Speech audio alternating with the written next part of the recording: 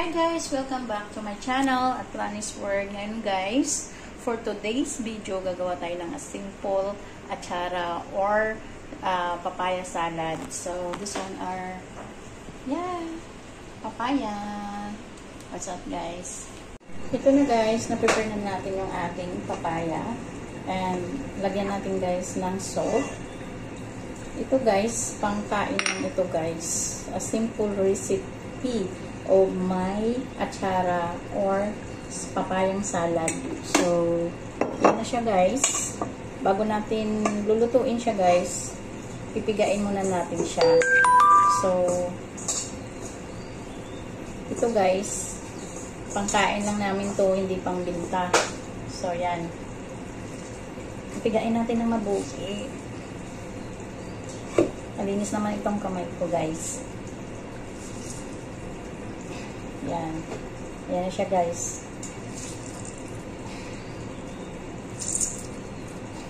Yan. Actually, nilagyan ko ito ng asin para matanggal ba guys yung pakla niya. Yan o. Yan guys. Kailangan malakas yung ano mo dito. Yan guys. Diba? Dan ano niya. Sabaw. Ayan guys, hindi naman karamihan yung aking pagluluto ng aking papaya. Isang papaya lang yan guys. Kaya hindi siya masyadong maraming sauce. But anyway, kung desire ninyo kung ano man ilalagay ninyo dyan guys, nasa sa inyo yan. But for me, is only the bell pepper, onion, garlic, pickles, at iba-ibang spices guys. So, ilalagay na natin ngayon yung pinigaan kong papaya. Yan na siya guys. So, i-open na lang natin hanggat kumulo siya guys. Yan. O, diba? Yan siya. Yan.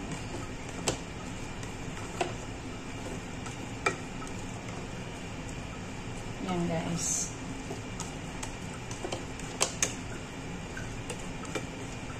Yan. Simple lang yan guys. Tapos ilalagay natin yung pickles. Yan. May papayang salad.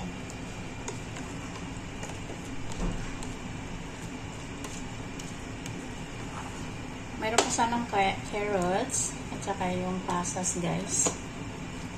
Pwede rin ninyo lalagyan ng raisin and carrots.